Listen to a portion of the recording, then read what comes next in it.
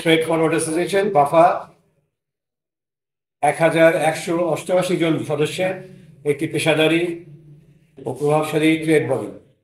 দেশে প্রায় শতভাগ আমদানি রপ্তানি কার্যক্রম বাফা সদস্যদের মাধ্যমেই সম্পন্ন হয়। এই সংগঠনের কার্যপরিধি অত্যন্ত বিস্তৃত।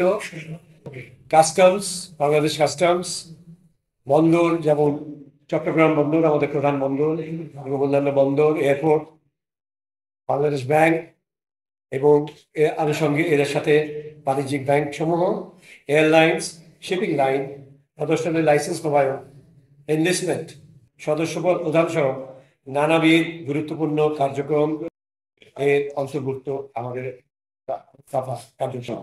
গত জুন মাসে বাণিজ্য মন্ত্রণালয় বাফার গণতান্ত্রিকভাবে নির্বাচিত পরিচালনা পরিষদ বোর্ড অফ ডিরেক্টরস বিলুপ্তি করে প্রশাসক নিয়োগ করেন, যা আমাদের সংগঠনের কার্যক্রম ও ফ্রেশ ফরওয়ার্ডিং ইন্ডাস্ট্রির ভবিষ্যৎ ও দেশে আমদানি রপ্তানি খাতে মারাত্মক ক্ষতি ও হুমকির সৃষ্টি করেছে।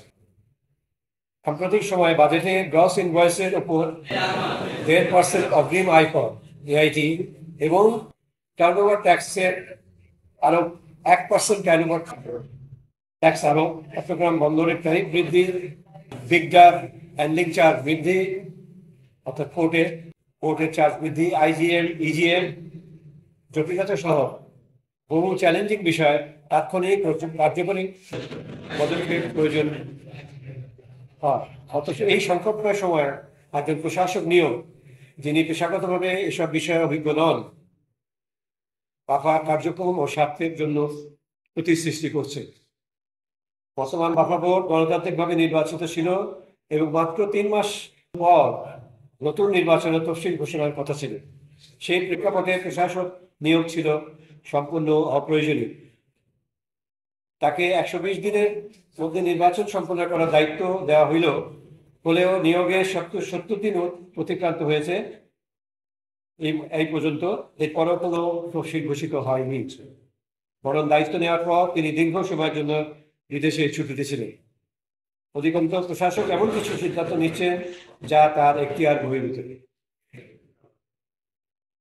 আমরা দৃঢ়ভাবে বিশ্বাস করি এই অযাচিত প্রশাসক নিয়োগ গণতন্ত্র বিরোধী এবং বাফা সদস্যদের ভোটাধিকার হরণের সামিল। আমরা ভাবছি যে এটা একটা স্বার্থের কনফ্লিক্ট। কিভাবে বাফাতে